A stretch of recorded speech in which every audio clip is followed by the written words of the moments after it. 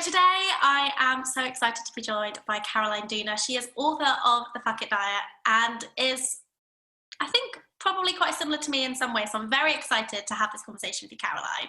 How are you doing? Thank you for having me. I'm good. It's spring. I just took my dog for a walk right before we hopped on this call, just so she wasn't as rambunctious, though I can make no promises. She will probably. Oh no, she can. If you don't follow Caroline on Instagram, she has the cutest. Do you have a Bernedoodle? She's a Bernedoodle. It's a dream dog. She's really, really cute. She's a lot. Like she really is a ball of energy. And the reason that I got a Bernedoodle is because I was led to believe that Bernies were like nice and chill. She's not chill. I mean, it's all relative, right? There are people who have told me that she's like, oh, she's so chill for a puppy. And I'm like, you're not at home with me. Yeah, like 24/7. But it is like a day when it's really windy and the air is filled with pollen so much that it looked like there was like a yellow green cast to the air. And my eyes Do you suffer with hay fever? Hurt so much. I mean, I do. I definitely do a little bit. I sneeze. I feel like a little foggy. But I think that even if I didn't have pollen allergies, it's like in my eyes right now. It's like in my eyes, in my brain. So if I'm blinking a lot, okay. That's why. That's why. I have my eye drops here in case I need them. Awesome.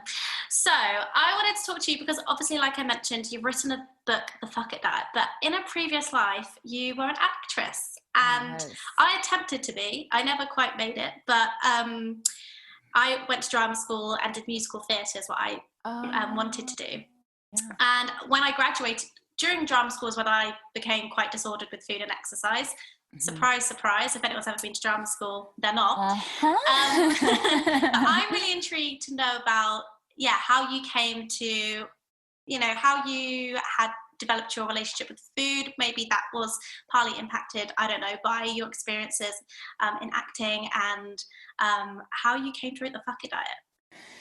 It was definitely a huge piece of my disordered eating. And it's really, so I was also diagnosed with PCOS in high school, which is a hormonal disorder that they often blame on food and carbs and weight. And so I was told at like 14, 15 to diet, to not gain weight because I was thin, but to me, I was going through puberty. So I didn't feel thin anymore, but I was thin. Doctors still were, they just made it all about weight, even though that was honestly the last thing that I should have been thinking about. We know that. And so I was really scared about health. So there was this orthorexic part of my brain that felt really justified. It felt like a fact, that I have health problems. I have to diet. I can't do what other people do. I can't have fun. Like I had this very dramatic, this is just but I'm going to overcome this by being perfect with my diet, so that the stakes felt really, really high already.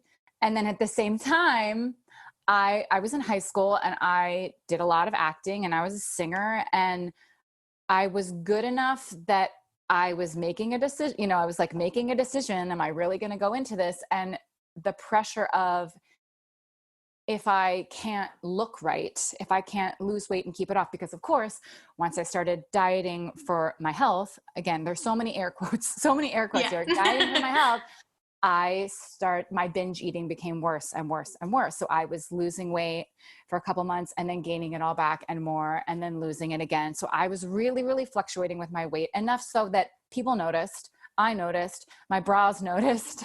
I gain and lose so much weight in my boobs. And it was like, that's where I can really, really tell. But people would compliment me so much when I lost weight. And I felt like I was worthy to play these roles that I was getting cast as. And I was doing some semi-professional, or no, not even semi-professional stuff in Philadelphia. My family's from outside Philadelphia, in high school. And when I was thin, I really believed okay, I am, this is right. I am right for this part. And when I wasn't, I was like, oh, nobody look at me.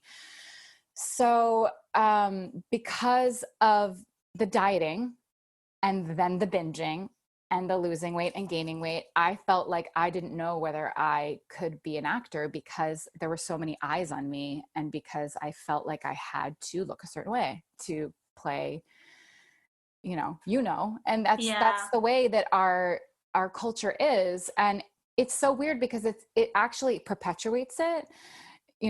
Actors feel like they have to be thin in order to get roles, but then people who watch movies or TV shows or theater think that they have to be thin because the actors are thin. And so it just like feeds itself.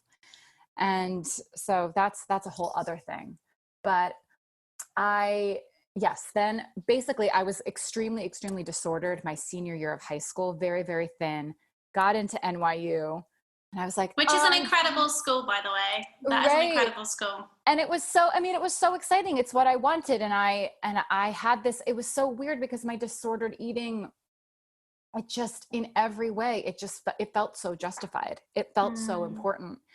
And I had no idea it was disordered, of course. Yeah. Time. But then, of course, once I get to school, there's the backlash from the super disordered, because I was, I believed that my problem was binge eating and a food addiction and emotional eating.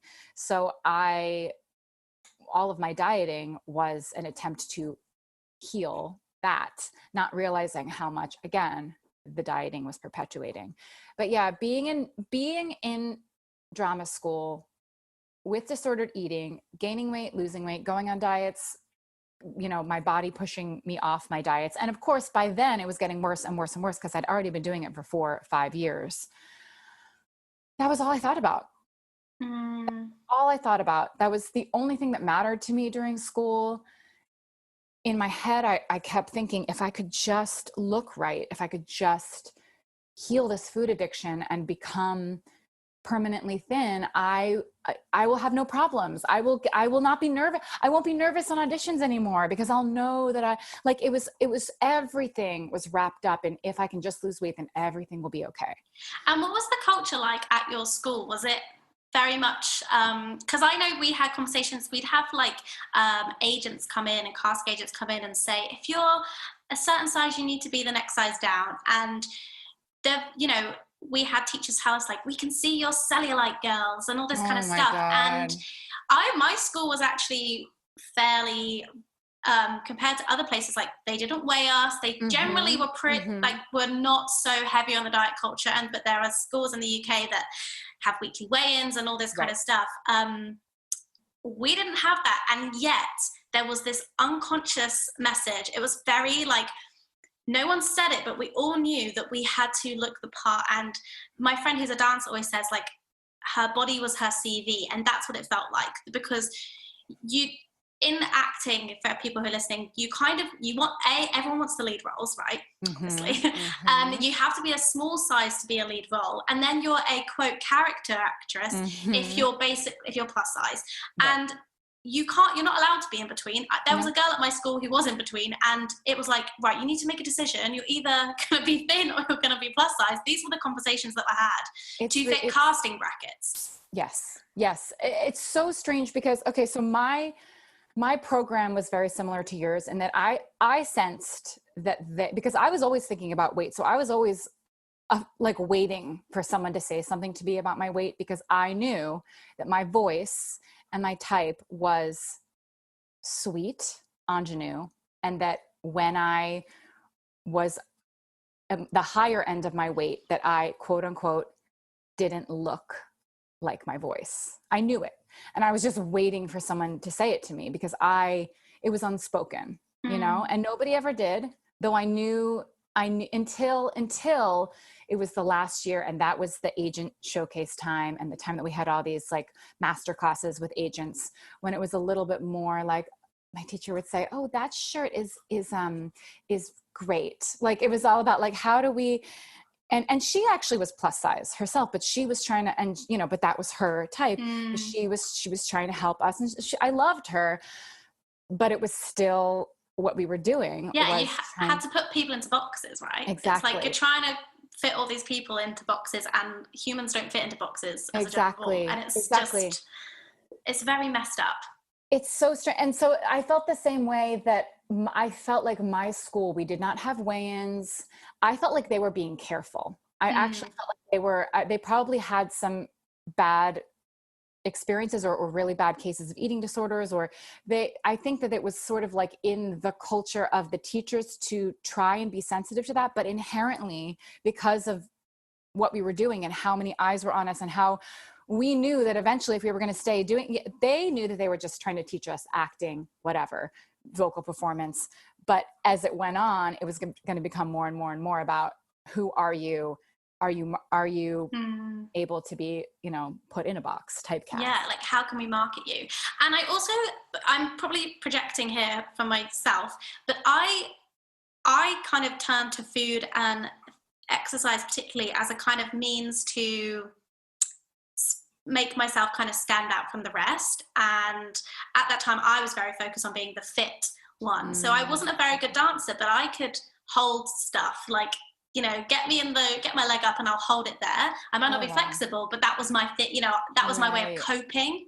Right. And I kind of, we'll touch on this later, but it was very much my identity of like, oh, she's the fit one. And I wondered if you found that food and having the identity as maybe a healthy one, or like, I don't know, did people used to come to you for like, what should I be eating? What should I be doing? Because that was certainly my position. Like I was gluten-free and, right.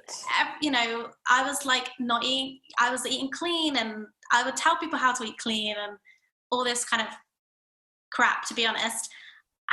That was part of my way of coping with that pressured time. Like, do you feel that was part of that it's an intense growing up period, because I presume you're going from like 18 to 21 or maybe and it's kind of like this transitional time in your life anyway. And so was that food and body stuff a way of coping, do you think? Absolutely, it definitely was. In so many ways it was a coping mechanism for me, compared to how you were the one that people would go to for health advice, or I think there were times when I did lose a lot of weight that people would say, what did you do? Like, other people, even in my program. But I had a lot of insecurity over the fact that I was clearly always going on diets and clearly always going on extreme diets, and that it didn't stick. And also I had really bad skin. When I was a freshman at NYU, I became a raw vegan that year, which I do not recommend at all. No. But I was like, I was so extreme. And that was absolutely a coping mechanism. It was extreme because I was able to just focus so much energy on it.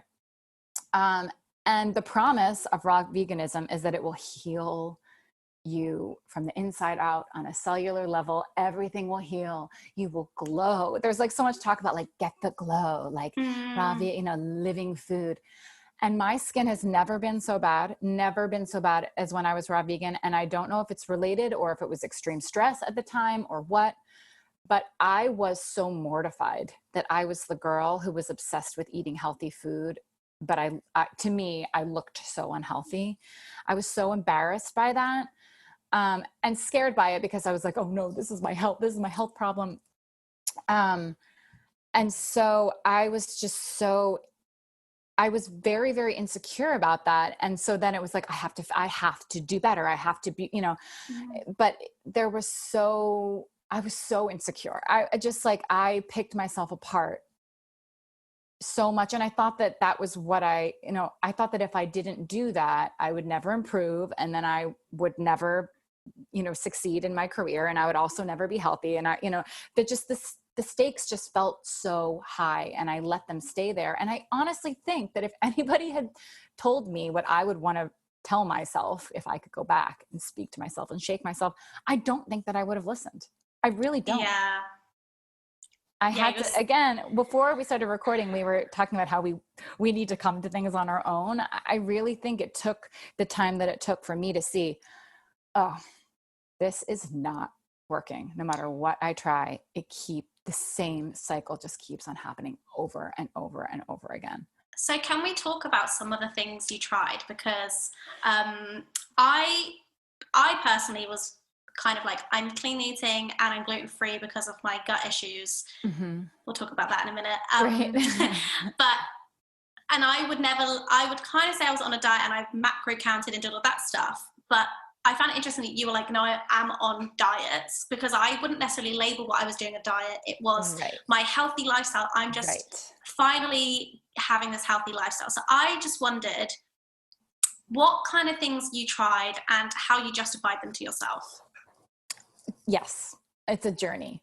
And I eventually did the same thing. Like there were years when I was like, well, I'm not on a diet anymore. I'm not a dieter anymore, but it was still clean eating. Like, yeah. But side note to that, I used to think if I literally wasn't putting food in my Fitness Pal and counting stuff, that I was an intuitive eater. Right. And I did not understand the differentiation. I thought intuitive eaters were people just didn't track their food. Yes. Because tracking was so normalized by what I saw that not tracking was intuitive eating. Right. But it's not. It's not. It's not. It is not inherently intuitive eating. So the first diet that I went on when I was 14 was the Atkins diet, which is really just keto with aspartame. So that was the big craze, and it was 2002, and Atkins, it was like the low carb revolution, right? Like the 80s and 90s had been low fat, and the entire world was pivoting to, oh no, we had it wrong. We had it wrong, which is why we're all still not healthy and thin. It's really about low carb. And because it was like the fad diet du jour, of course, I was 14. I believed it. I was like, this is truth. This is how we should all be eating. This is how I should be eating. And it was also around the time that I was diagnosed with PCOS, which is associated with insulin resistance. So there was a lot of, it felt like a good idea to stop eating carbs completely. So I did for a couple months, and I lost a lot of weight, and I assumed I figured it out. This is amazing. I'm going to do this for the rest of my life, and my life is going to be great. And of course, within a couple months, I always would start binging on the allowed foods, like from the allowed food list or from the sometimes list. And then it would eventually just be like, then I would just like lose control. And there was nothing casual about me losing control. I felt like I was ruining my life. Like I did not want to be binging. I did not want to be going off the diet, but I literally couldn't help it, which is why I assumed that was my big problem, that my big problem was like, I cannot control myself around food. I'm a food addict. So of course, another diet pops up, and it's the South Beach diet, which is very similar to the Atkins diet. But in my brain, I thought, oh, maybe the problem is that I didn't find the right diet. And if I can eat the right diet, if I can do, they're all written by these doctors. So they must know something about, I also had this belief that if I could, because I had hormonal issues, right? That if I could heal my hormones by eating the right diet, that my food cravings would go away. Okay. I thought that it was all connected. So in my head, I was just on this journey to like heal something inside of me that healed everything else, and that healed my relationship with food. So in my head, I was like, well, one day it'll get easier than this. Like one day I'll either be so used to it, or I'll have healed like the internal problem, and I'll just be able to relax a little bit. One day I'll be able to relax. Right. So of course the same thing happened with that. I lost a lot of weight for like a half a year. Everybody complimented me. All my school friends and everything. They were like, what are you doing? I want to do it. And then it backfired again, binging on the allowed foods, and then just totally falling off the rails. And then throughout high school, I did a lot. I would like keep trying to put myself, I think, on the South Beach diet over and over and over again. And I just remember it being so stressful. Like, why is this working as well? Like, why am I not able to stick to this as well? And like the more I would put myself on diets, the harder it was. And the less quickly it worked, and less quickly I would lose weight. And so I would go through periods of, I'm just going to actually just count calories, and and I had I had the number 1800 in my head. Like if I went over 1800, I was really blowing it. And I was like, I didn't understand what was wrong with myself. And I did all of the time. I still have a notebook that I read, and I read because it's funny, because I'm so dramatic in it. But I'm writing notes to myself, like, what is wrong with you? Like, it's just like, it's so sad. And it was this very, it was so much of a coping mechanism. It was like such a ritual to like have the things, and I write it out, and I would add it all up, and I would have the number, and then I would go back downstairs and I would blow it, and I'd be like, what? So it was calorie counting, and that I couldn't do that either. And then there were other smaller diets. Like there was a diet called the Rosedale diet. That was also a low carb diet, but it was like about certain fats. And my mom and I tried this diet called the Way Down diet. That's like very culty. It was all about God and having God help you, like basically like praying to not eat too much. It was so messed up. So that was like bringing in this like it was already this very dogmatic way that I was looking at diets, but then bringing in like spirituality. Like if you're spiritual, you wouldn't be overeating. But so that didn't work either, obviously. And then I'm trying to think. And then I think my senior year, when I was extremely, extremely disordered and very good at not eating a lot of food, I was on something called the insulin resistance diet, which was you measured everything, and it had to be a certain ratio of carbs to protein, and you were allowed to eat every 2 to 3 hours, but it had to be a very certain amount of carbs to protein. And I did that for maybe 9 months, and I was obsessive about it, and I was sure that I was healed. I was like, wow, I finally figured I can eat whatever I want. I believe that. But it just has to be the certain way. And I'm going to do this for the rest of my life. And of course, eventually I started doing the exact same thing, and I just started binging.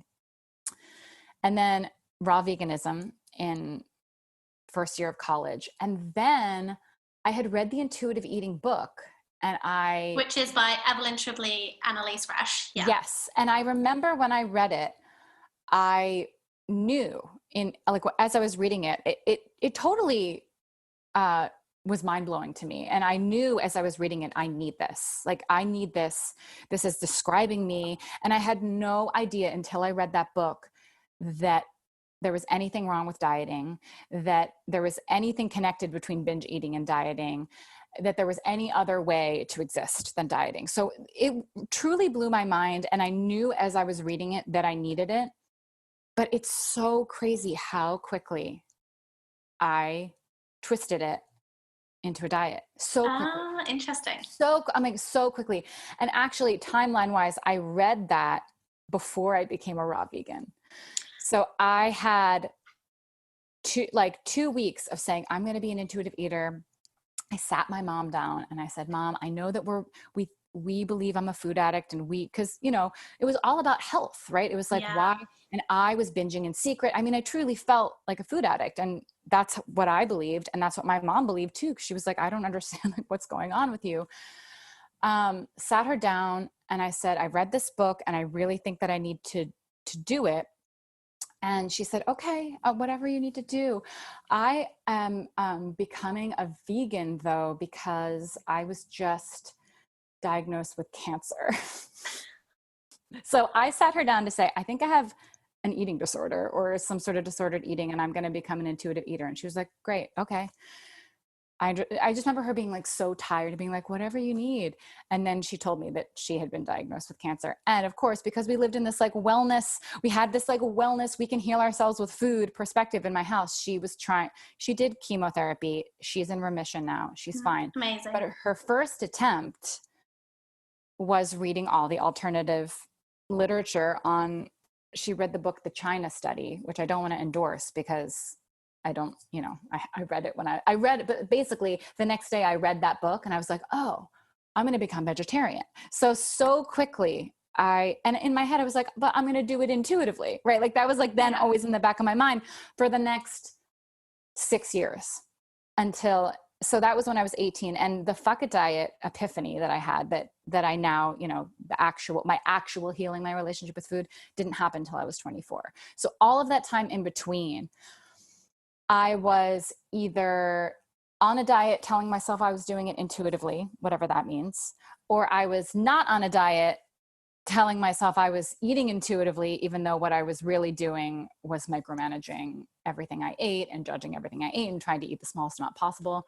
So then for a very long time, I was just sort of doing the hunger fullness diet and thinking I had healed my relationship to food. I found it really interesting how you said about allowing yourselves to eat as much of your allowed foods as possible, because I so relate to that. And I haven't experienced binge eating disorder, but I have experienced not necessarily a formal binge, but that ability of like overeating foods that are allowed and eating huge portions because that was clean and good and healthy, and I could eat unlimited amounts of whatever I wanted. I don't know. And I used to like get myself so full to the point of discomfort. Yeah. But it was fine because it was chickpea cookie dough. That was one of my favorites. Right. Because it was clean, it was allowed, it was healthy. And I've kind of now, going through the intuitive eating process and having a similar epiphany. Like, oh, wait, I can eat everything, and I don't need to eat everything in excess because A, I'm allowed, or it's the last time I'm going to get to eat this food. Yes. And I think that kind of seesaw of like, it's either eating everything I'm not allowed to eat or eating everything I can eat just because I'm hungry. Yes. And the belief that I shouldn't be, like, I always had this belief that my hunger was a problem, like that I needed to heal my hunger. That was this weird thing. And I think honestly, it was because of the PCOS diagnosis that I was so afraid of how much I craved food. I thought that it was a sign of insulin resistance or pre-diabetes or my whacked out hormones. And that if it was this weird thing where like my hunger is the thing that's perpetuating my illness. By the way, I don't believe any of this anymore, but this was sort of just like this. I just took this as truth. My hunger is fueling my illness because I'm eating food and I'm eating too much food and therefore I'm staying unhealthy. But because I'm unhealthy, that's actually why I have these cravings. So it was this weird thing that I was like, my hunger is the problem. If I could just heal my hunger with the perfect diet, which there are so many diets that promise to heal your cravings. And I feel like you tried a good lot of them. I did. I mean, I really did. I was actually surprised that you did quite so many. So many. And am I right in saying that you were also like really paleo at one point as well? Okay, so paleo was my last diet before the fuck it diet. It actually it was like, I thought I was being an intuitive eater for 5 or 6 years. And then I was reading all of these people, I still had, like, I have a lot of cycle, like I actually didn't get my period for a really, really long time. I blamed that on PCOS, but how much was all of the diets and the under eating? And did you find that when you started eating that your period came back? It came back. It's still not regular. I still have months of like lower hormones and like not completely regular cycling, but I have a period now that like exists because I eat consistently. But I was reading all of these. I don't even know. It's everywhere. Me saying, I don't know where I got it. I was always online, always reading blogs. And I was hearing that paleo heals your hormones. And I was like, I haven't done that one. What if that is the answer? What if I become pale? What if I am sensitive to whatever the things that paleo, grains, dairy, whatever the things that are bad on paleo? And what if this really does heal me? And so I said to myself, okay, I'm going to try this, but I'm going to try it casually. I'm not going to go crazy. I'm not gonna like, I'm only gonna try it for a month. Just see how I feel. And within 3 days, I remember I was like, and I even said like, I'm not even gonna go super low carb. I'm gonna like have like sweet potatoes and stuff. Within 3 days, first of all, within 3 days, my whole digestive system was totally messed up, and I have never had so much gas in my entire life, which is like the opposite of what you would think and what you're told. So of course I went to, oh, I'm not like, I need to like expedite this process and like do it more extreme. So within 3 days I was no carbs and eating like so pristinely paleo and on the message boards all day long. And I think that was like early fall. And it was the beginning of January that I binged on all these paleo treats. And it was my birthday. It was my 24th birthday. And I have truly had an epiphany of, oh my God, I have been doing this. I've been doing this exact same thing over and over and over and over again. And I had the sense, thanks to the intuitive eating book, I had enough of a sense that dieting backfires, but I just didn't understand that I had sort of just been staying in that. And then going back on the paleo diet, I was seeing it clear as day. And also there's a huge paleo promises that it will heal you of your cravings.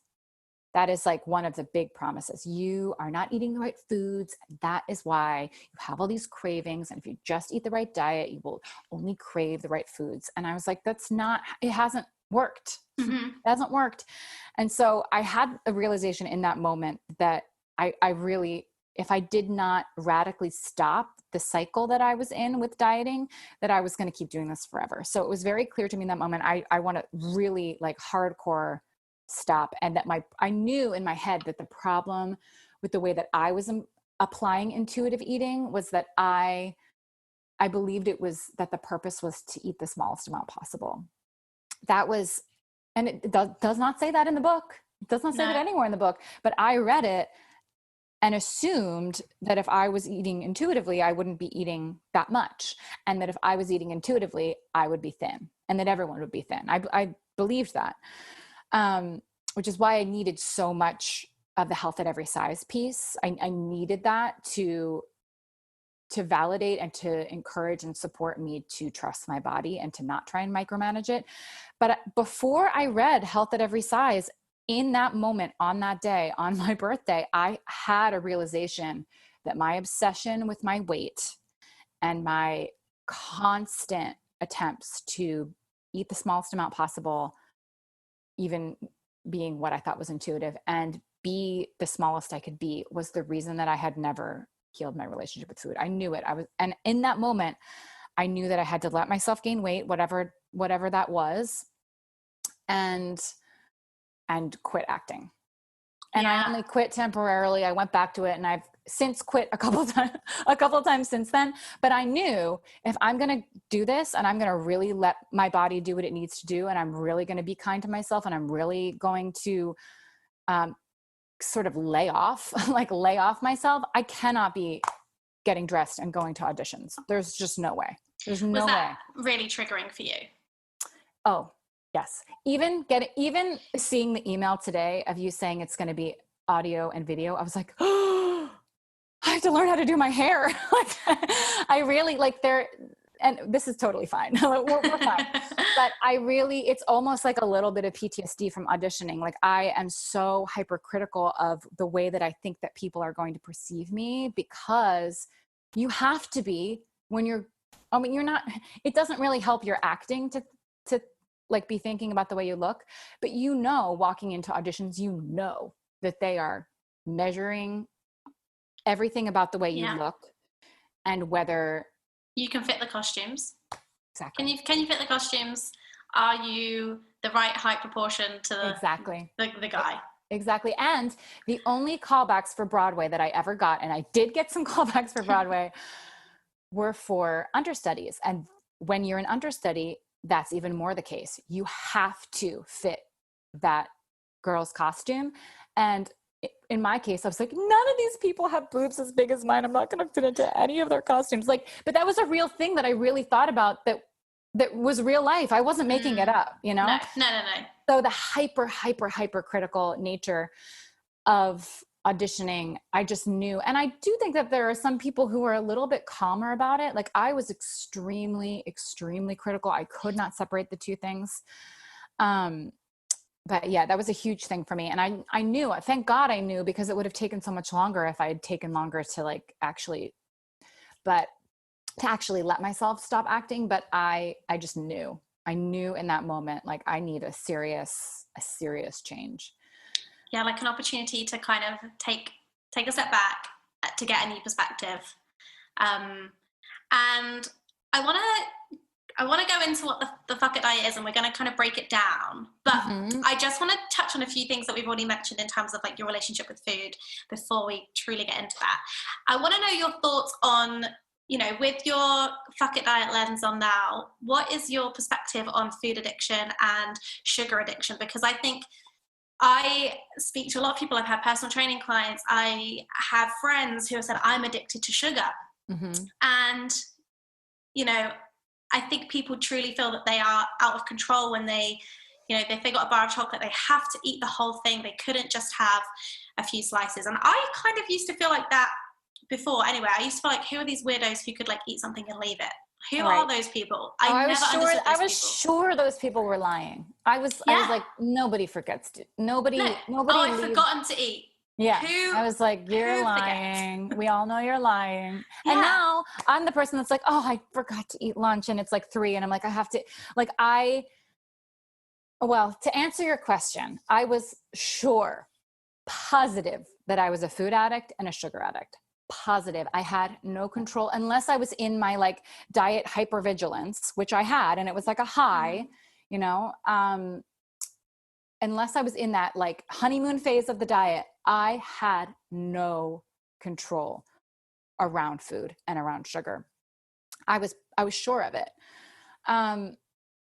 But what I have found personally, and what other people, readers have told me, and then also thankfully the science also does support this, that everyone except for the people who actually have healed their relationship with food or always had a good relationship with food, everyone feels like a sugar addict. Because when we are restricting food, our body, we are wired to crave the thing that is going to give us energy the quickest. So we are literally wired to be sugar addicts, especially when we are restricted.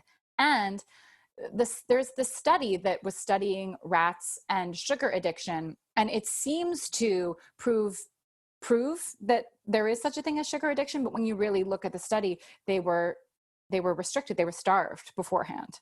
So it is actually the piece of restriction and dieting and restricting sugar, and even the mental restriction of sugar, because that actually becomes its own thing. Mental restriction, especially if you've been on lots of diets, like has a life of its own. It is the restricting of food and of sugar that makes us feel so addicted to it. And the demonizing, as you've said, you know, that there's good and bad sugar, and I'm not allowed any of the bad sugar. I'm only allowed fruit, for example. That means that when, you know, we have that window, I mean, when I was kind of in my diet phase, a lot of it was around cheat days. And I think they really a great example of that kind of thinking you're addicted to sugar or you're whatever, because on those cheat days you couldn't help yourself, and you'd eat all the you know, the quote naughty stuff that you weren't allowed to eat during the week, and you could just blow out and just you know, eat the whole pack of cookies, eat the, you know, whatever you could throughout the whole day, because that was not allowed Monday to Friday or even on Sunday. But Saturday you're allowed to let loose. And whether it was like a formal binge in the context of binge eating disorder, because that has its own kind of that's different. I think it's important to differentiate between that. But there is this thing where we like have these urges of like, I must just, you know, eat the whole tub of ice cream. Like I would never ever, I used to sit and eat a tub of ice cream, easy peasy, because it was such a treat for me, and I really put it on a pedestal. Yeah, and like even as I was like healing my relationship with food, I didn't have cheat days, but as I was healing my relationship with food, I'd be like, okay, well, I'm allowed that thing, but because I wasn't allowed, so Ben and Jerry's, like because I wasn't allowed Ben and Jerry's every day, Right. But like on a Friday night, it was cool to have a bit of energy because it's Friday night. Right. So I had to eat the whole thing. And, you know, my boyfriend would like taking it out of my hands. And now I eat enough to satisfy me. And sometimes that might be the whole tub. Sometimes it might be 2 scoops, but I'm allowed to eat that every day. The fact I have Ben and Jerry's in my freezer and it's been there for months and I haven't been inclined to go eat it once because it's there. I'm allowed it whenever I want. And that has been mind-blowing for me. And when that starts to happen for people who are learning to eat intuitively or going on the fuck it diet, when they have that moment that they realize, I always love hearing from people when they're like, I just realized that I have had cookies in my cabinet that I would have eaten in a second, you know, 2 years ago or a year ago. And I forgot that they were there. Like that is so exciting because it's proof that we can calm down around food, that it is really that cycle that we're in, that binge repent cycle that makes us feel so out of control around food. And you were talking about the cheat days, and I feel like there's a psychological aspect to it, just the psychological denial, the forbiddenness of it that makes us feel out of control around it. And then there's also the biological piece that we are literally wired to be obsessed with food and extra hungry when we are constantly putting ourselves on diets. Can we talk about the Minnesota starvation study? Because you wrote about it. I mean, I have obviously done a lot of my research, read probably similar books to you, listened to all the stuff. But the way you wrote about that study, I found it the most informative. So I would love to hear, your take on the Minnesota starvation study. So the Minnesota starvation experiment was done during World War II in Minnesota.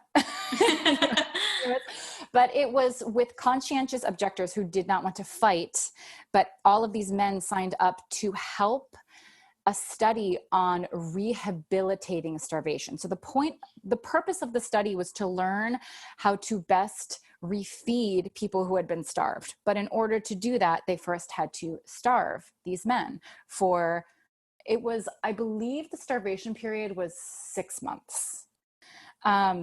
And there was like the control period in the beginning where they had them sort of eat normally, and eating normally was about 3,200 calories, which when I read that, I was like, see, what is this 1,200 calorie bullshit?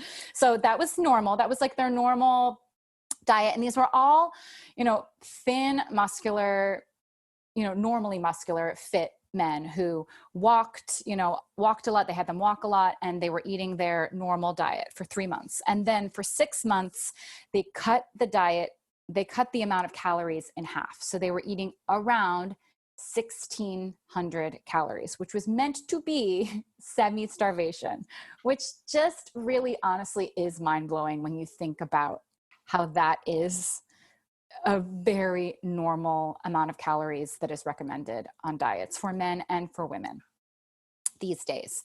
And the fact that I would beat myself up for not being able to eat that amount of food, like that was my goal. And to me, in my brain, when I was dieting, that was good. That was healthy. That was like the amount of food that I was supposed to be eating. The perfect amount of food. But these men who had no opportunity to cheat, so they really were, and they were eating a vegetarian diet. It was a bland diet, but there were beans and vegetables and dairy and some grains. So there was protein and there was fat and there were vegetables. There are always people who are like, yeah, but what were they eating? It's like that's really not the point. They became emaciated, obsessed with food. Volatile. One had to go to the psychiatric ward because he had dreams of cannibalism and was like having these outbursts, and they refed him and he went completely back to normal. And they all started to they became really obsessed with food. Didn't they? I heard that they took pictures from cookbooks and they'd pin them on the wall. Yes, they would just pore over these cookbooks and books about food, and they would savor their food in a way that they never ever they would pore over it like it was I don't know. I think the thing that I think was so interesting is that these were these men who really cared about pacifism, and they had these strong beliefs, and they would, you know, talk about women or what, you know, they lost all, like, they did not care about dating. They didn't care about sex. They didn't care about politics. They cared about food. That's all they cared about. And they were eating 1,600 calories a day. Like, they weren't actually not eating anything. And didn't three of them become chefs? Like, they became so obsessed with food that they wanted to be chefs. Yes, they became chefs. And so the crazy thing is that lingering obsession with food stayed with a lot of them for the rest of their lives, which I honestly haven't found. I know we also want to talk about, like, what is being a foodie, like how much of that is being driven by being being obsessed with food or putting yourself on diets. I personally never want to think about food again. But I think the other really interesting thing is that so when they finally got to the part that they were actually trying to study, I think really, truly, they were shocked by the results of the semi-starvation. I don't think that they realized the mental shift that would happen in these men. And they were very irritable. And they also had they actually developed a body dysmorphia just from the starvation itself, which is very interesting to me. And I don't know that we fully understand what's going on there and why, like what even is the biological purpose for the fact that they didn't think that they were as skeletal as they were. But to refeed, the first attempt was they assumed that just let's up calories just a little bit, because they didn't want to overload them and they didn't know the best way to refeed them. And even the people who, like, went back to their normal amount of calories, they didn't really improve. They were still really skeletal. They were still obsessed with food. They were still in that sort of starved state. And the only thing that actually got them out of that starvation state was, like, exponential amount of calories, like just allowing themselves to feed themselves as much as they wanted. Sometimes it was like, I mean, we're talking thousands and thousands and thousands of calories. And it was different every day. And it wasn't like, oh, this is exactly what they need. It was like, they just need a lot of food. Yeah. Like, they just need to eat as much as they're hungry for. And the other interesting thing is that a lot of them talked about during that period, first of all, they talked about how their mental health and anxiety and depression actually became worse during that time. There was this, like, during the starvation or during the refeed? During the refeed, which is unfortunate, but also important information for people who are starting this process themselves. Maybe they don't have an eating disorder, and so they're not getting help, and they're just trying to do it themselves, and they're feeling worse. They're feeling more anxious. They're feeling more depressed. It's helpful to know that is a part of the process, and that we all deserve mental health support. And we probably really, really need it, especially if we're trying to do something as big as healing your relationship with food and body. But that was like a chemical thing that was happening to them. And that there was this sensation of hunger that they could not get rid of for a long time during that refeeding period. Even if they were stuffed to the brim with food, they still had this, like, am I still hungry? Which I have heard a lot of people talk about, especially in the first couple months after restricting, trying to eat more food. There's this confusion of, like, I don't know, like, I'm trying to follow my hunger and I've just eaten all this food, but I still feel hungry. I don't know if that's okay. And the answer is, it's just going to feel so weird for such a long time. Yeah. And there's no big right or wrong, especially in those beginning periods, except you deserve to eat a lot of food. And there's a reason why your body is craving so much food. And I always talk about, like, in so many contexts, but even in this context, like that pendulum swing, like when it's been that so far left, it has to just go hard right. And then you get back to the middle. But going from one extreme to the other extreme feels really scary. It does, especially with all the messaging about how dangerous and irresponsible and unhealthy eating a lot of food and gaining weight is. And that, I think that is a big reason why it's so hard for people to heal, because everything else in our entire culture, our entire lives, every diet we've ever read, every wellness blogger we've ever followed, it is ingrained in us that eating a lot of food and gaining weight is bad. Yeah. It's like the cardinal sin of existing. And it feels like that's not allowed. And yeah, you touched on, and I mentioned that a couple of the guys became chefs and they were really interested in food. Because so bring it back to myself as per, I really relate to that. Like, I get that. I ate a similar amount of calories. I started my social media by posting recipes on food. I had a food blog. Yeah. I wrote a recipe book. I sold a little ebook of recipes that was called Breakfast Eats and Protein Treats. And it was all clean eating recipes. My Instagram used to be called Clean Fit Lifestyle. Oh, wow. And that was my whole thing, was like, I posted not only, and I want to talk about this in the context of social media, because not only did I share a lot of recipes, I had to post everything I ate. So everything I ate had to look Instagram perfection and be very presentable. And I also had to, show people what I was eating. It was like performative eating. Right. And I have kind of found in the latter years, I firstly made a conscious decision not to post what I'm eating, like never doing what I eat in a day again, and very rarely showing what I'm eating because I don't want anyone to think, oh, I need to eat like her to look like her. I really want to break that cycle. But I've also noticed that I enjoy cooking and stuff, but I'm not obsessed with it. Right. Like in lockdown, I've done a bit of baking. It's really nice occasionally. But, I used to always be looking up the menu at the restaurant and be like, oh, I need to go here, and, obsessing over all these different things and being so excited, knowing exactly what was in my cupboards. And now I just feel a lot more relaxed and chilled about it. And I just wanted to know your thoughts on that. Oh my gosh. Well, I have a similar experience. So my food blog very quickly became like a weird essay blog, which was a good move for me, but nobody read it. I didn't have a follow. It was like my friends that read it. But I believed that I was a foodie. I considered going into food writing. I cooked so much. I baked so much, whatever, paleo treats, whatever was like appropriate for whatever diet I was on. I believed that I loved food. Side note, do you do TikTok at all? I'm on there. I don't do it, but But there's this one trend of this woman, she's called like keto something, and she makes these keto treats and then she feeds them to people. And everyone makes fun of the audio. Like, the audio is used and people lip sync to it or pretend to be her, and they do these crazed eyes and they're like, try it. It's got no sugar in it. It's incredible. Like, it's a jelly, but it's like not got any sugar in it. And she's really famous for doing that. Anyway, she would be that kind of is a prime example to me of someone who's obsessed with cooking. Oh yeah. The keto friendly version, and then their whole existence is around making the food. Bake. So on the day, this is the thing that I have this very kind of like warbled memory of it. But on the day, on my 24th birthday, that day when I truly had that total shift in perspective after binging on all of the paleo treats that I'd made for myself, my best friend was visiting me and she was there.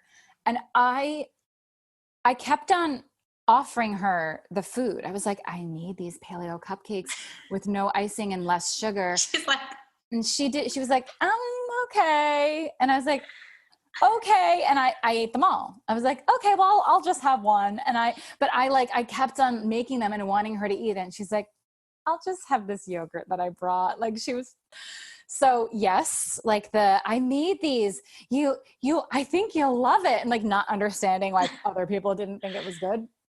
But so I definitely did that. But I had these years and years and years where I thought that I was eating like the French. Oh yes. I was like, and again, I believed that it was intuitive eating. I believed that it was just like snobby. Like, I'm just a little bit snobby with food. And it was like, in my head, it was about clean eating, but it was French eating. How did the French eat, just to clarify? Well, that's a great question. I always thought they take long lunches and you're meant to just eat slowly and like a bit. Everything is dainty, right? Okay, so I read the book French Women Don't Get Fat, which I again do not endorse. But at the time, I'm trying to think how old I was. I was probably in college. I was probably 20 or 21. And I studied French in high school. Like I was obsessed with Amelie. Like I'd been to France a couple times and I was like, these people are going to heal me. Like, this is what I need. And it was so aspirational too, because it was like, oh, we just like quality. It's all about quality over quantity, right? Quality over quantity. They don't go to the gym, apparently. That's not chic. Not chic. They only go for walks in cute clothes. But also it was this like 65-year-old woman writing this book, right? So she also who's lived in America for a very long time. But her whole story was that she came to America, gained all this weight, went back to France and like developed and like refound her like French way of eating. But it was very disordered. It was very, and maybe it isn't for her. Maybe it's inherent for her. Maybe, who knows? But to me, reading it and applying it, it was all like, oh, I should only eat a half. Like, and it was, there were weird mind tricks, but it was all about quality over quantity. So I was able to believe that I loved food and I loved quality food and I loved artisanal food. And I still love restaurants. I think restaurants are my favorite, which is one of the things that's the hardest about this quarantine. Yeah. It sucks. Can't do my favorite thing, but nobody can do their favorite thing during quarantine. It was all about it was this weird, it was very extreme. Like it was a very extreme way to look at the world, but I don't even remember we're talking about being a foodie. Yeah. I believed that I was a foodie. And so I started this food blog thinking that I was going to like document the food that I ate and like talk about the restaurant. But I wasn't a photographer. I didn't have a good camera. I literally had a flip phone, this is like 2009. And so I would like be in this dark restaurant in New York and like take a picture of my half-eaten nachos and be like, what am I doing? Like what? I would like upload it and be like, this is a bad picture. So I better talk about the day. And so it became very clear that I loved writing, but I loved writing about like I liked a kind of like humorous take on whatever. Thank God. Because that actually is what I now do and like what I want to do. So it actually all worked out eventually. But I really believed that I was a foodie, and it was wild to go through the process of healing my relationship to food and be like, I want to eat food that I like. I want to eat, enough when I'm like more than enough when I'm hungry, but I do not want to think about it. I do not want to, like, I just don't care. And it's wonderful because I mean, I miss sort of like the drama of like, oh my God, I want to eat that like a beautiful meal, but I just don't care. Like and it's so freeing. And I never in a million years thought that I would not care about food. And I genuinely believed I loved certain foods. Like there were certain bars I used to eat and certain recipes I used to make that I would never in 100 million years make now, because I can have the normal version. Exactly. But I genuinely believe that they were better.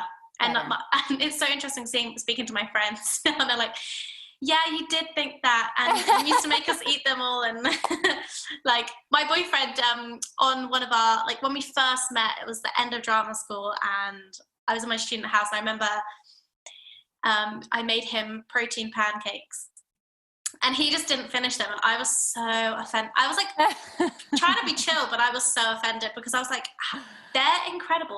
This is like some of my best work. I've made it the most Instagrammable food I can possibly make. Right.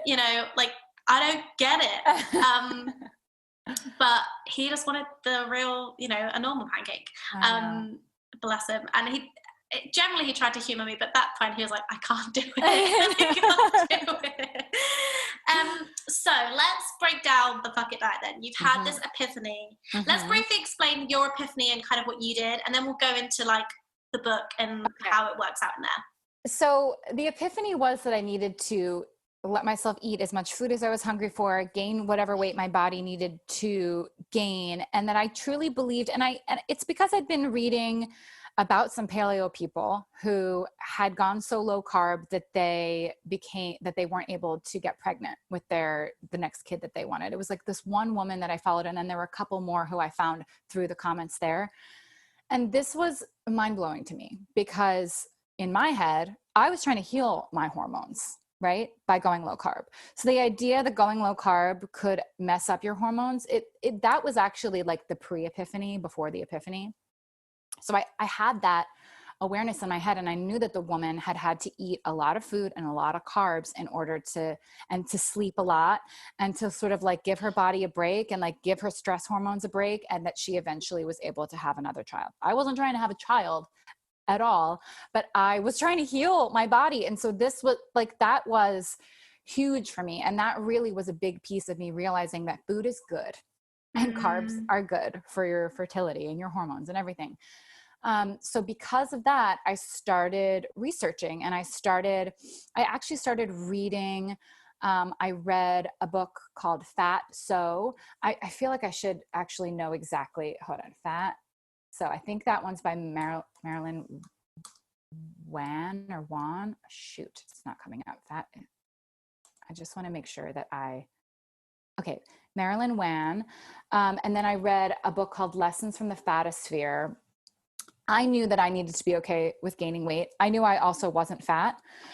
But I really like wanted to change my perspective on bodies. And I knew that if I could just learn from as many people as I could, that would be helpful. And I believe that from those books, I learned about Health at Every Size. And then I read Health at Every Size. And I remember reading that book and feeling like I just wanted to cry of relief. And I felt so vindicated because I already had made the decision to do this, even if it wasn't good for my health, because I was so miserable. I felt like I had orthorexia. I had this health perfectionism, and I knew that part of my healing had to be letting go of that a little bit. So I was already going to do this, and I was already going to let myself gain weight no matter what. But then reading that actually trying to control our weight isn't even good for our health anyway, I was like, oh my God, even better. So that started me having this completely new perspective on food, on carbs, on weight. And I started writing about it. A couple months later, I was like frustrated with myself for overthinking what I was eating. And I had this like, fuck it. Like, I just need to, like, all of these rules. I'm so exhausted from them. And I had this, like, I just need to be on the fuck it diet because I cannot overthink anything. And I remember thinking, okay, and I already had this food blog, right, that nobody read. So I already was like, I want to have a blog to write about this for myself. And there was no part of me that thought that I would be an author of a book called The Fuck It Diet, that we would be having this conversation right now, that it would be my job. I had no idea, but I did know that I wanted to write about it because I loved writing. And so I bought thefuckitdiet.com and I started writing about everything I was learning and everything I was applying to myself. And I had this really, really, really strong intuitive sense that it's what I needed to do. But then I was doing research that was actually corroborating this intuitive sense that I needed to do. Oh, hello, Molly. Oh, we've got a Molly. We've got a Molly. Do you even understand that that's a person right there? Hi. So that eventually, or actually pretty quickly, had a life of its own. And I didn't, it took years. So I'm 24. So I've been doing this for 8 years, and it was years and years and years and years of me having full-time jobs and this just being a little side thing that I did, and then going back to acting and still doing this and having periods of, I didn't start the Instagram like maybe 4 years ago. I started the Instagram, and it didn't blow up until right before the book came out. So I've been doing this for a long time, and I've had loyal readers. And it's so funny when I have people who are like, I've been following you since 2014. And I'm like, that's so crazy, because I did it. Like I had like a couple thousand readers, and I would get emails from people. And that's the thing that kept me going, that I was like, wow, this is really resonating with people. Oh my goodness, Molly. You were probably writing for that person who you found. She's so cute. You were probably writing for that person who you were like on the message boards for. I mean, that was like, and even if it's like one other person, but that is that would have been your like initial readership. Exactly. And that was enough for me at the time, because again, I wasn't really thinking that it would become what it became. I was doing it because it was amazing accountability for myself.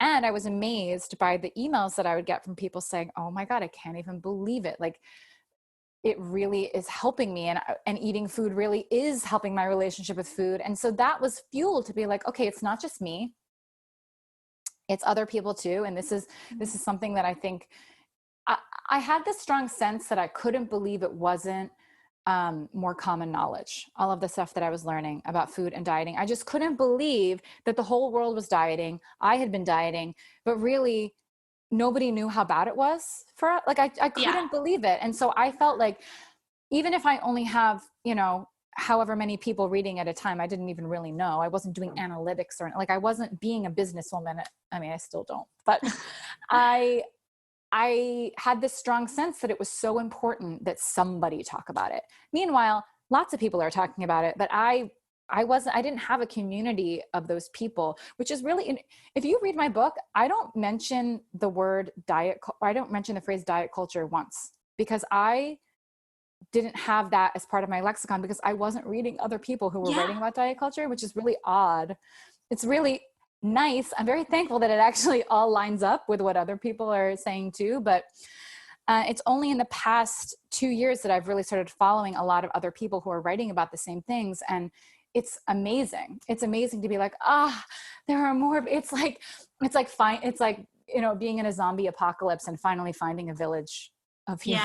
Yes. It like, feels like that. There are other people. But I also remember, I remember discovering because I kind of had like a similar, just disillusionment with what I was doing, and I just couldn't carry on just like feeling bad about myself. I just couldn't do it any longer. And I remember when I heard the phrase diet culture, I was like, oh, that's what it's called. And like, I don't know about you, but I don't feel people have used that phrase in like a more mainstream sense until more recently. Like in the last 2 years, it's cool to say it. Yes. Before that, I would just say our culture, like our culture teaches us this, our society. That. Yes. And that's what I said in the book. And it's resonant enough that people are like, yeah, our culture. But now, I'm writing a second book and I'm like talking about diet culture all the time, but that wasn't like a phrase in my lexicon at all of the years that I wrote about it. So that's really interesting. Like just to kind of like realize, and it's very odd because I really genuinely thought for so long that I was one of the only people who had this perspective, just because I wasn't on Instagram doing it.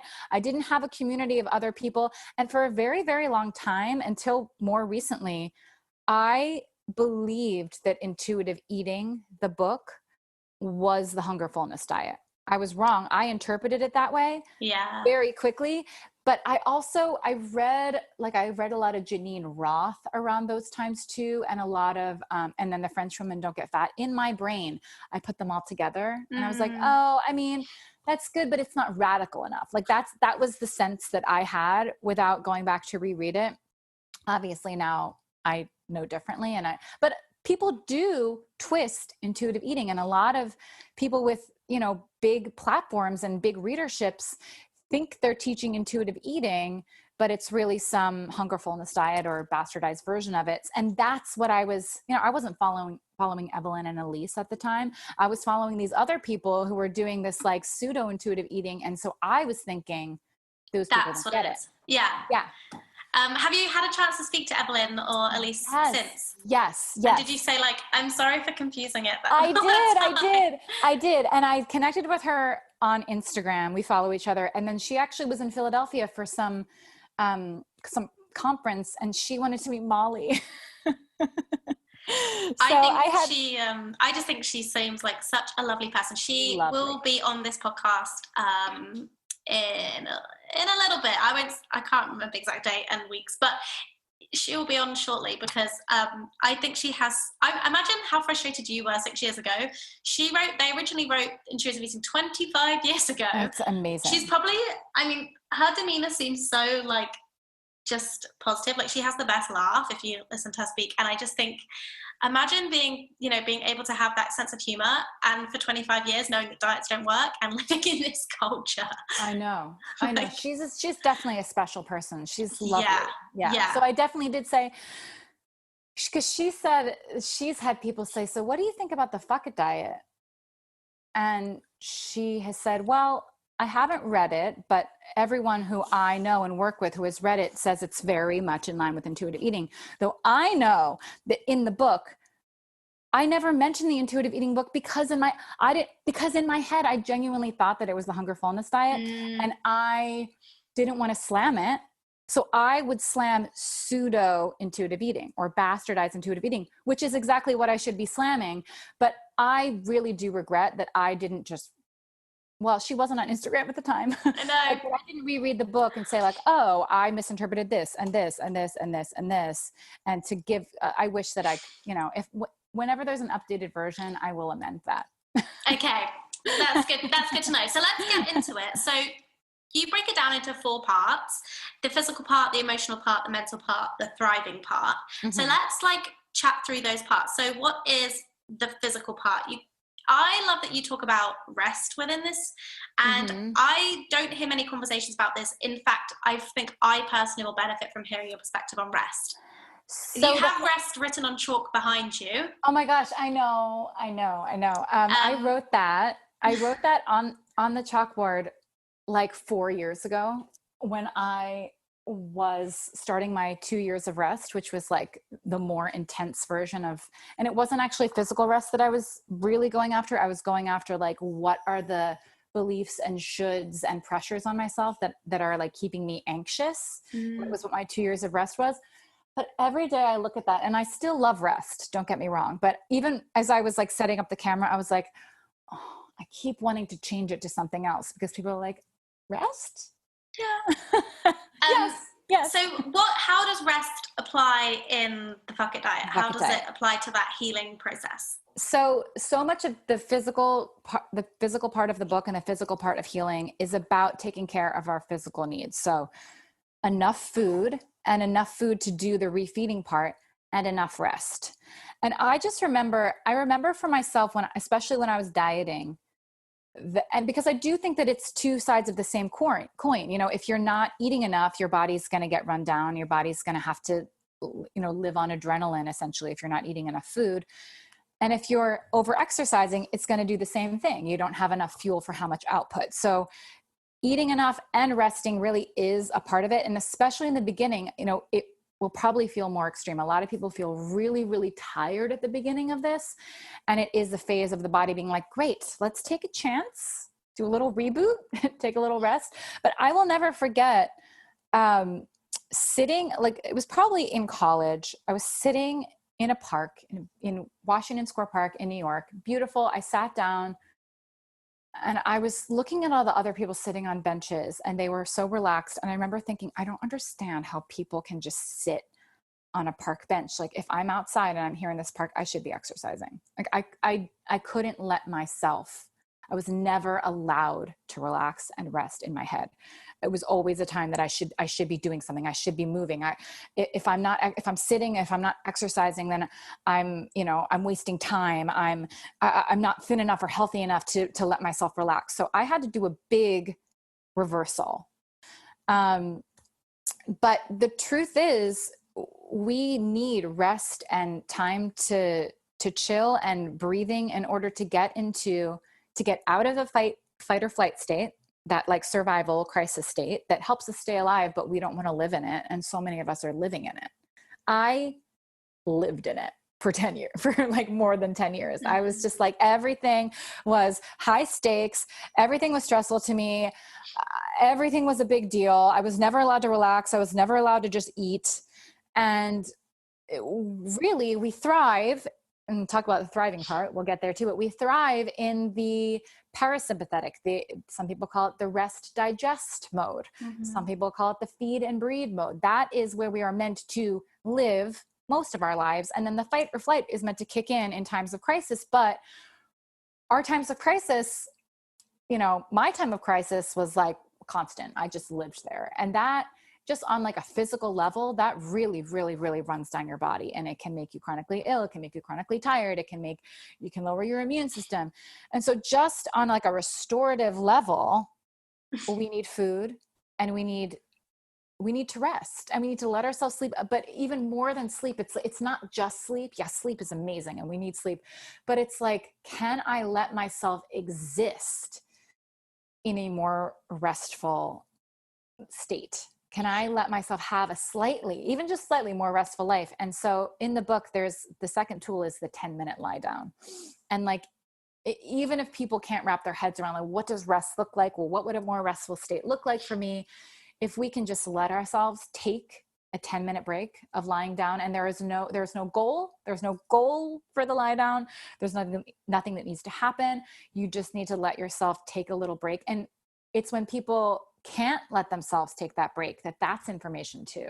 Like, what is so important in our lives that we don't think we're allowed to lie down for 5 or 10 minutes?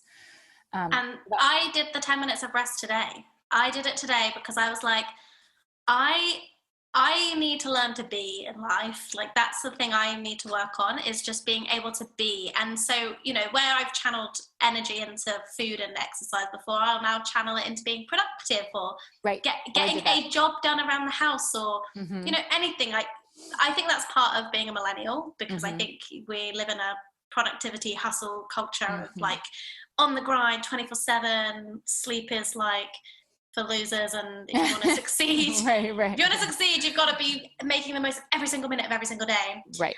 And I never related to meditating. I can't get my head around it. We spoke as we were before recording, like, I don't like to do things that I feel like everyone tells me I should do. People tell me I should meditate, and that's like that feels too extreme for me. It's not fun. But a 10-minute lie down where I can, like, it's a sunny day in London today, and I just went on my balcony and just lay outside for 10 minutes in the sunshine. And I was like, I can do that. And actually, I ended up thinking about my breathing and things like that. But there was no like, right, you must go out there and you have to breathe for 4 counts in and breathe for 4 counts out. And it was like, just chilling for 10 minutes. I call it a meditation light, because really what you're doing is you're taking a little time out, and in that time out, you have the space to maybe examine your thoughts, maybe breathe a little deeper, or maybe not. Maybe you're just taking a 10-minute time out. But I think it's effective in the same way that a meditation is, that I often lie there and I have a realization. I'm like, that's what I need. Like, I do find it like a really nice time for just stillness, just a little bit of stillness, but also there's no expectation on it. It doesn't have to be stillness. You can lie there and be like, you know, there's no right or wrong. And that's what people say about meditation too. But like, I don't want to sit. I want to lie down. Yeah, same. I think that's also what's appealing. Like, I don't want to have to sit up with my my straight back. Exactly. I just want to chill. And so you still do the 10 minutes of rest now? I do, though I will say, getting this dog who I love you more than anything in the world. I felt like I had a baby. Like, all of my self-care things went out the window for like a year. And it was right when I was finishing the book and when the book came out.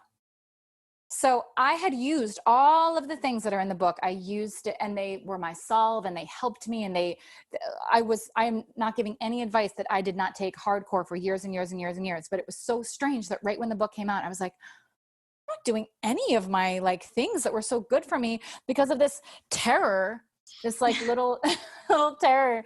But now I do. Now I'm able to be like, okay, there's no reason why I couldn't have even done it then, but just something about having a little dog that was just trying to destroy everything. And has that been a criticism from some people who have said, like, I've got young children, I couldn't possibly take 10 minutes for myself, I can't rest, you know, I've got families? And whatever I was saying about her, about I don't have the time, was wrong. And I knew it. I was like, I'm just now in this weird different state. And really what I needed to be doing was taking a 10-minute, was saying, okay, Molly, you stay down here. I'm going to go upstairs and do my 10-minute lie down.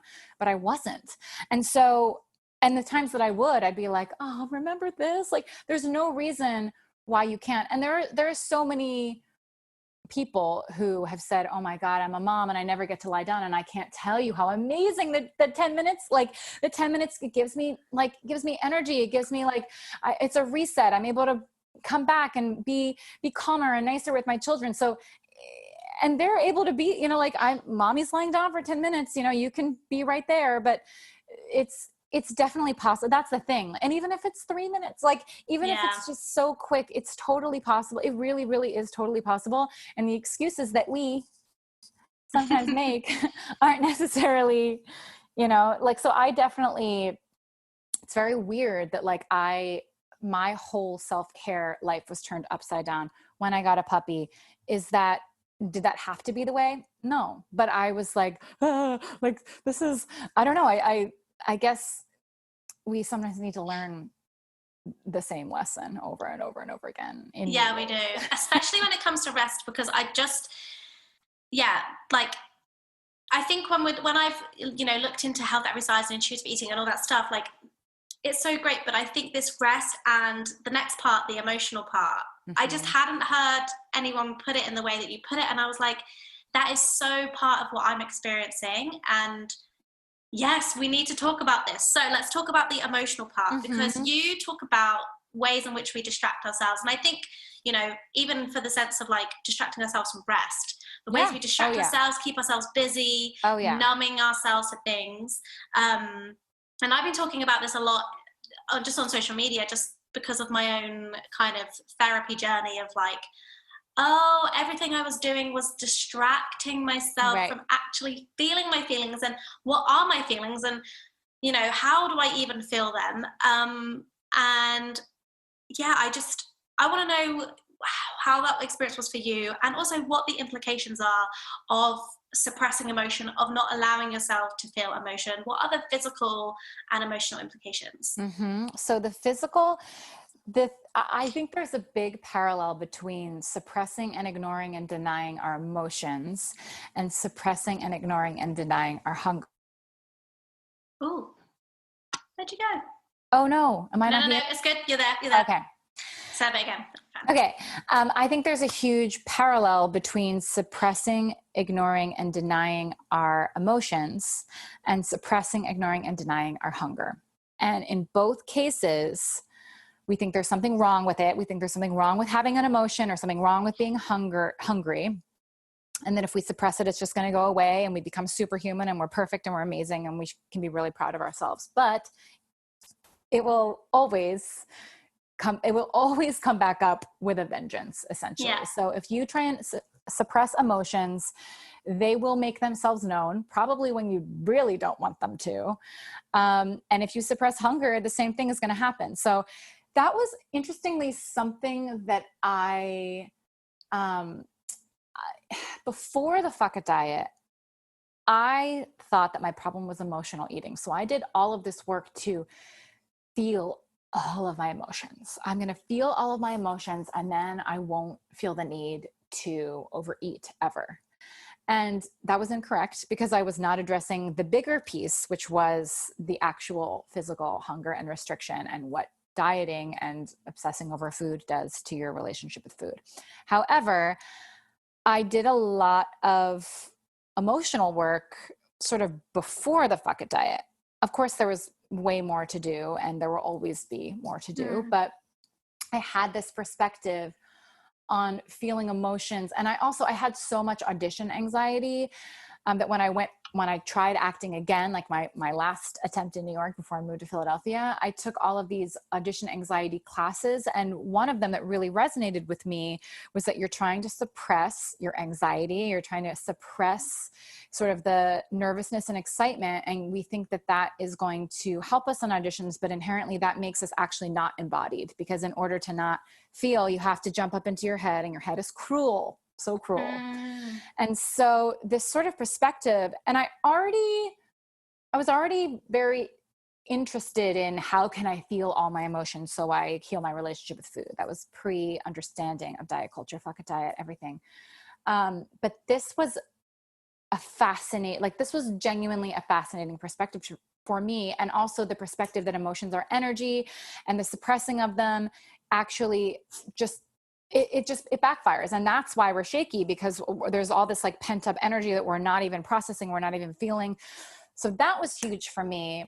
And then eventually when I learned sort of about, I have sort of like a woo-woo bent, and I have a a good friend who actually was a nutritionist, but she became sort of more of an energy worker. And she talks so much about grounding and being in our bodies, and how none of us in this day and age are in our bodies.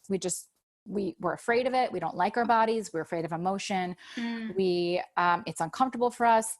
There's trauma lives in our bodies, emotion live in our bodies, and we live in our brains.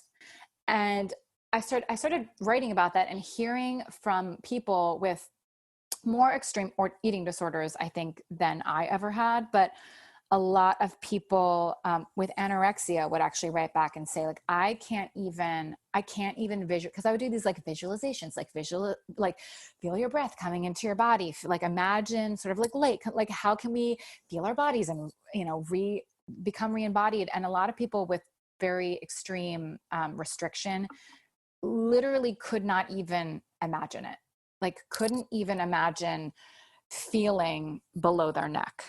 And that was like a light bulb for me of, oh, that's what we're doing.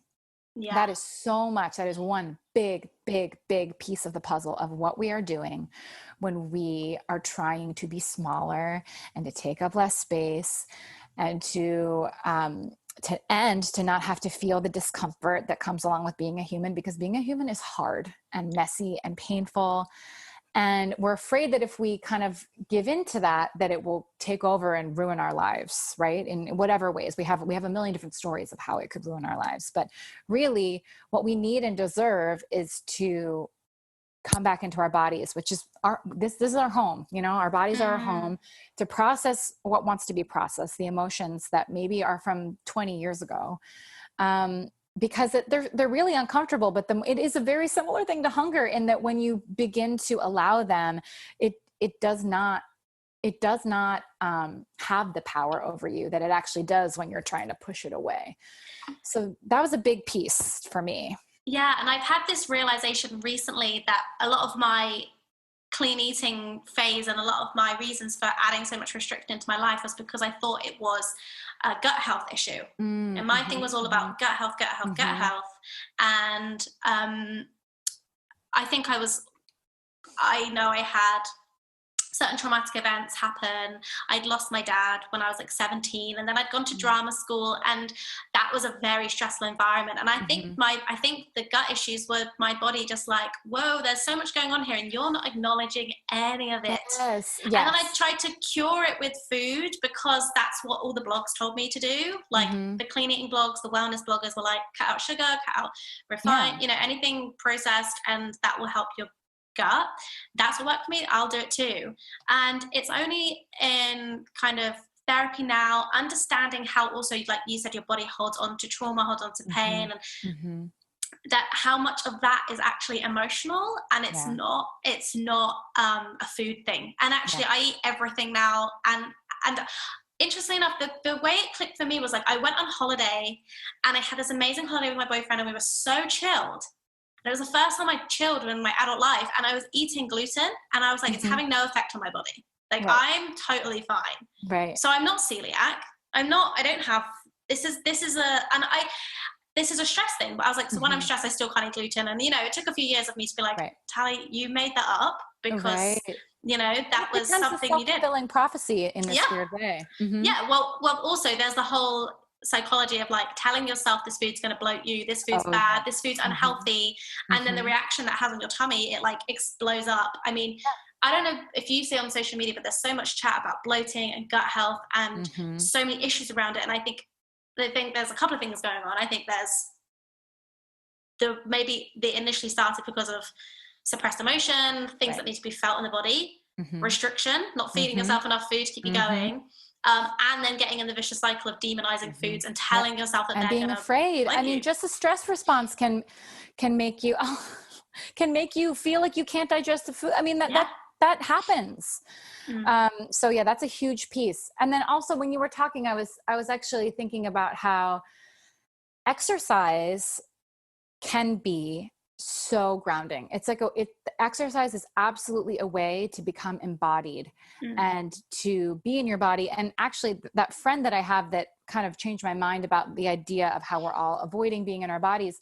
She used to be a personal trainer and she said, I didn't know, but exercising was the only time, and she said, and she was exercising for, you know, for completely aesthetic reasons in so many ways, but also it was the only time that she felt grounded and embodied in her body. And so that was the thing that she was also chasing, but didn't realize that she could have it while exercising, but also have it in other ways. But I would also argue that there is a way to exercise where you are distracting and running away from the way that you feel, and that it's a coping mechanism to not feel. Yeah. And that there are ways to exercise where it is about being in your body. Which is what I advocate for in intuitive movement, and how I want people to get to with the kind of process in Train Happy, as well as like, I want you to get to a point where you're connected to your body and you're working with your body, and it's all connected and flowing. Mm-hmm. And a couple of things. They say that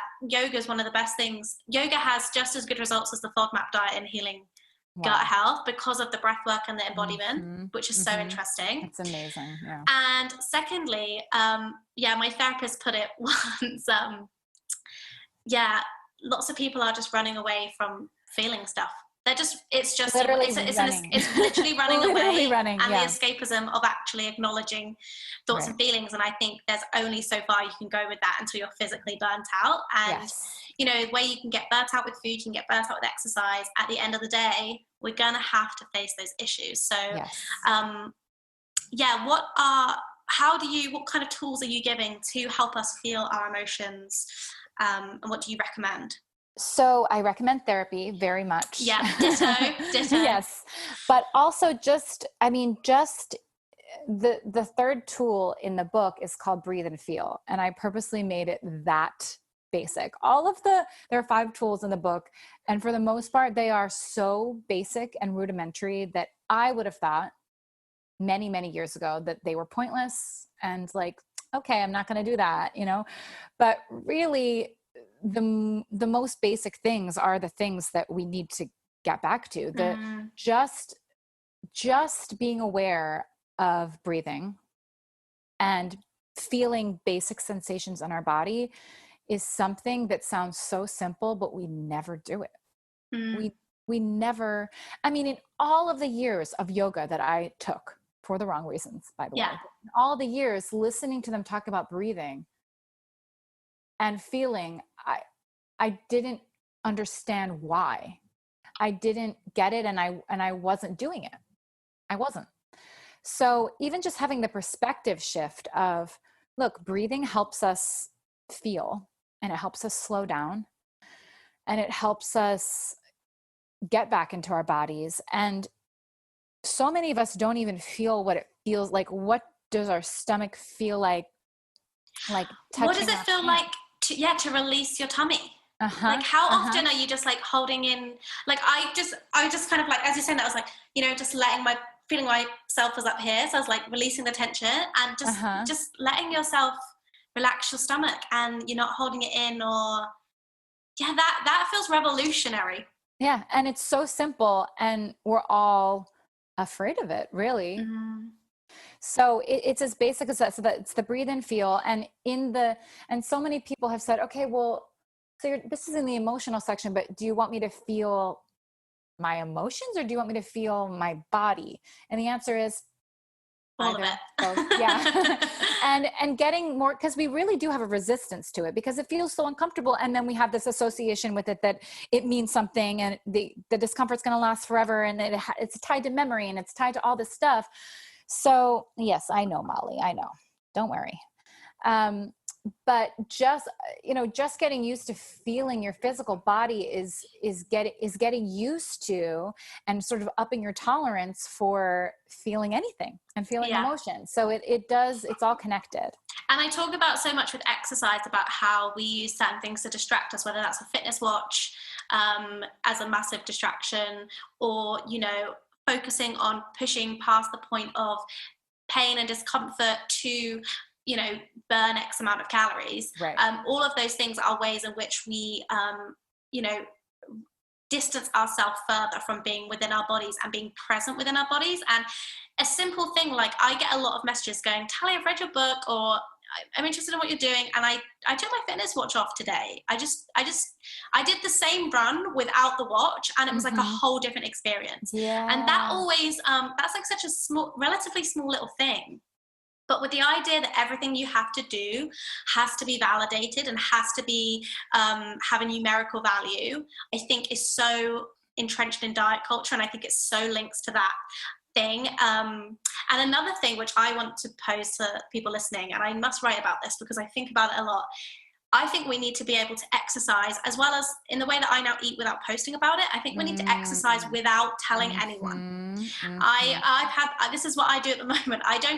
I rarely say when I'm doing what I'm doing for me, because I need that to be for me and intrinsically for me, and not for other people's approval, and not for social media gratification. And I think there needs to be more of a conversation about that, because I think it relates to food and exercise, whether it's performative exercise or performative eating. I totally agree. And I've always had this sense, as long as I've been writing the Fuck It Diet, that me talking about what I ate helps nobody.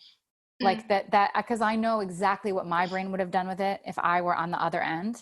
I would have thought about it and been like, oh, what does that mean about me posting what I'm eating is not helpful. And people want me to. They're like, it's really helpful to see what intuitive eaters eat. I understand that. But it doesn't feel right for me to post about what I eat. It just doesn't. Yeah. And I think, like as someone who used to make like what I'd eat in a day videos on YouTube and all that kind of stuff, I think it's really hard as well, because I see that there's kind of people on their healing journey and they're not ready to let go of that yet. I think they're, still wanting to like document it in some manner and let people know. And I think I totally get that, because there's like this halfway where your brain's like, but people like me because I tell them what I eat. I know. And that's part of my identity now. And also, but I also know that like everyone needs to eat different amounts and everyone has different needs, and what I eat isn't what you need to eat. And I think there's that kind of like cognitive dissonance of like, what I know. Oh, I understand. I totally, and I think that I actually sometimes really like seeing some people post, like some intuitive eating registered dietitians who post, their very normal meal, to be like, this is what it can look like.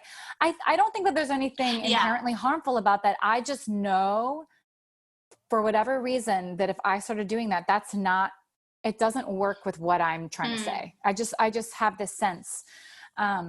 So yeah. And I think that the performative nature of it too is so interesting to really figure out, when are we doing things? I mean, you can apply that to everything. Why do I sometimes go on stories and talk about stuff, I think that's fine, but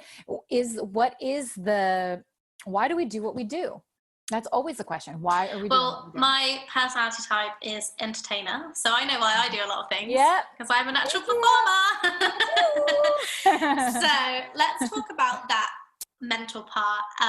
One thing you touched on, because I know it's a bit bigger than this, but one thing you touched on that we kind of spoke about earlier was that identity bit about how, being the fit one, being the healthy one, being the paleo one, or being that person is so, in the office, you're the one who comes in with your food in Tupperware every day. And, how do we work through that in the mental part? So I think that at the root of so much of what we're doing with dieting and micromanaging our bodies and everything, really, there are so many subconscious beliefs. And as I say in the book, shoulds, which are also beliefs. I should be doing this. I should be doing that. I shouldn't be doing this. So for instance, with this feeling that I can't let go of my identity, which is huge. If you have an identity that makes you feel safe and it sort of is like your world, letting go of that is not easy. That's a huge change. But with anything, I would say, okay, let's identify what the beliefs that we probably aren't fully aware of are underneath it of that. What is the fear? What are the beliefs? Maybe it's something like, if I am not the fit and healthy one, then I'm not special. There's always like some deep, this is the thing that makes me worthy or worthwhile or likable or important, and safe. There are beliefs underneath the thing that are coping mechanisms that continue to run the show unless we get some awareness around them. So I think that the first and sometimes only thing we need to do is just begin to have more awareness around the way our brains work, the way our subconscious is working, and what are the beliefs that we are operating under that we have no idea we're operating under. And we all have them. We all have them. And even if you work through so many of them, there are still more. They're always, like, I think that that's part of like our life's work, is untangling ourselves from, and a lot of it is cultural and societal and things that we've taken on that we may not even be aware that we've taken on. But a lot of the things around like what our identity is, well, what are our beliefs about how this identity is helping us or keeping us safe or going to lead to something. So I think that that's a huge piece, beginning to just identify our subconscious beliefs. And even just having that separation and being able to see them and notice them, I think is a huge, huge, huge step.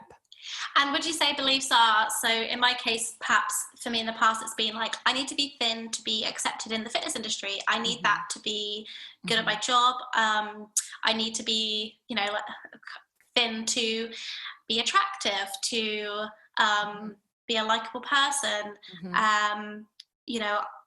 I'm not allowed to be past a certain size because, then I've gone too far. Right. All these types of things. Would you say, especially around this concept of our bodies and diet culture, those might be some people's beliefs? Oh yes. And I even think that like a lot of people will say, well, what about the belief that people are judging me? I know for a fact that people are judging me because they have like openly judged me before. And I think, so many of our beliefs are fully untrue. A lot of our subconscious beliefs are just untrue, and we don't have awareness over it. And having awareness is really helpful to untangle. Is this true? Is this not? And being able to, even when we begin to panic, to say, okay, why am I panicking? What's the belief? Can I kind of have that separation from it? But in the case of, say, someone saying, well, what about the belief that people are judging me? Even still, unexamined, that belief is going to have so much more power, and you're going to apply it to everyone. Whereas not everyone is judging you. There are people, like, this is just an example, of course, but if you have the belief that people are judging you, then the subconscious belief, and subconscious beliefs are able to bleed in, to everything that we think and create like a lens through which we see the world, essentially. So if that's your belief and you don't have any awareness around it or any critical thinking around it, you will apply it to everyone. And that will ramp up your anxiety even more. And you'll be extra self-conscious because everyone is judging you because a handful of people have been assholes, So even if there's truth to a belief, it's really important, I think, for us to have awareness around it and to be able to say, okay, yeah, some people are judging me, but that doesn't mean that everybody is. And it also doesn't mean that I want to live in a constant state of kind of preemptively being anxious about it. So I think that having an awareness around the way our brains work, and then doing the next of, oh, how is that affecting me? How is that affecting my behavior, my thoughts, the way I treat myself, my anxiety, and all of this? I mean, it's connected to so much. It's connected to so much of the way we feel and the way we act. And without awareness, nothing's ever going to change. We're going to get a new coping mechanism to help with that and think that we've healed, but really we're just... And I think this is like, if you're lucky enough, I think, to, have access to therapy and stuff, this is the kind of stuff that's like great to work on in those situations. And, I also think in your book, you give kind of like tools and things for people who don't necessarily have that option, and they can kind of work on stuff on their own, which I think is awesome. So let's, because we have gone there, and I'm really happy about it, but we've gone there. Let's get to the thriving part. Talk us through the thriving part, because this is ultimately where we all want to be, right? So yes, ideally we can do a lot of work on for me, it was such a fixation that it was my whole world, you know, focusing on food, focusing on weight. It was all I thought about. I didn't think about anything else.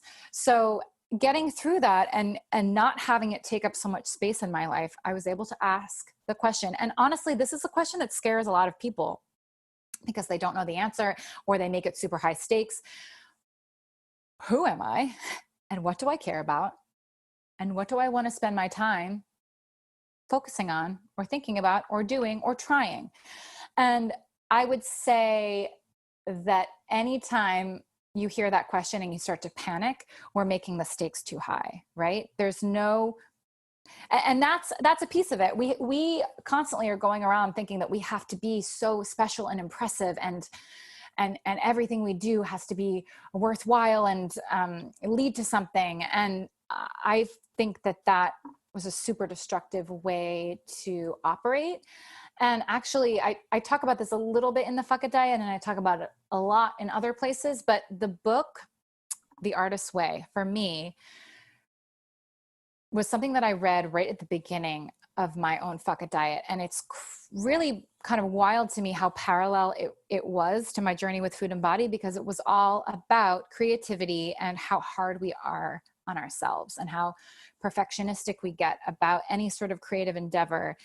And how can we bring play and fun and lower stakes and childlike silliness and wonder into creativity, but then also into our lives. And I feel like an easier, more casual, less high stakes, you're allowed to be messy, you're allowed to be imperfect, you're allowed to try things and have it not work out. All of those things have been so helpful for me to sort of be the energy with which I try to figure out what I enjoy in my life. And then all of my creative endeavors, including the Fuck It Diet and including everything else, only were able to happen because I had that shift in perspective and because my mind wasn't taken up with thoughts about food and body anymore. Yeah. Enjoyment and like, do we let ourselves relax? Do we let ourselves go out and have dinner with our friends and just relax and not have everything be this, you know, and we're talking about control issues and perfectionism here, but when we are living in this extremist state, which so many of us do with diets and exercise and body obsession, we are not thriving. We are not. There's no chance, you know? So once you eliminate that, there might be other things that we have to work through, of course, but what do we want our lives to be? Like what energy do we want to live our lives with too? So I feel like it's such a small part of the book because it's really like, okay, now let's live. But it can take so many forms. And I think it is our life journey then, you know, I don't think there's any like, now we're thriving, like, great job, now you're thriving. It's more like, okay, now you have an opportunity to live a little bit more. And what might that look like? And yeah, I totally relate to that in the sense of I've written in my own book, this book wouldn't exist 5 years ago because I just didn't have the headspace to write it. Like didn't have any understanding, didn't have any capacity to take on any information outside of me, my body, and I was looking so inward. Yeah. And I think thriving is, and how I feel about it is about being able to suddenly look outward and realize you're not the center of the universe and actually you're part of it. Yes. And how can you contribute to that? But also like, how can you have fun in that? So and true. I think, I love it. I'm writing my second book now, and it's really about my, like a little bit more of a story of my relationship with food and diets and extremist thinking and self-help and all this stuff. And there's like, in writing it, like one of the things that I wrote is, wow, I really, really, really focused on myself a lot.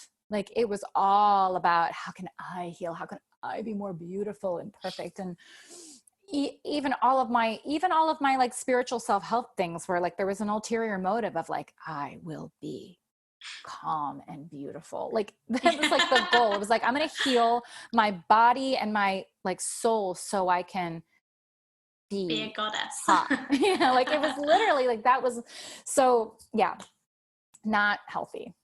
And I think, and I think just in general, there's just so much you can find so much meaning in, like I said, helping other people and just being aware of like circumstances that other people are going through and, recognizing you might have it better, worse, but just being aware of your context within the world. And I just really, like I said, just really did have that for a long time. Just really, it was like me and me alone. Yes. Me and my journey to become hotter. Yeah. Caroline, this has been literally epic. But I love a long podcast, so I'm hoping everyone else is going to love it too. I thoroughly enjoyed chatting to you today. I love your work, and I thoroughly recommend everyone to read The Fuck It Diet. But where can people find you and find out more about the book and this whole process? You can find me at thefuckitdiet.com. I have some freebies for new people. I have, if you've read the book, I have resources for people who've read the book. And you can also find me on Instagram at The Fuck It Diet. And that's where you can find everything. Amazing. It's been a pleasure. Thank you so much. And thank you, Molly, for making the best guest appearance ever. Anyone watching on YouTube is going to just be dying over how cute she is. We're not allowed to have dogs where we live, so we're not allowed to have any pets. So I know, we didn't realize that. We're probably going to be here a while, so I'm just a bit gutted. But I know, but one day you'll have a dog and it'll be really hard. Yeah, but I'll make sure of having that 10 minutes rest. Exactly. Kelly, this has been so fun. Thank you so much for having me. Oh, thank you. Thank you so much, everyone, for listening. If you did like it, remember to tag us at Train Happy Podcast and use the hashtag Train Happy Podcast. And I'll see you next week. Goodbye.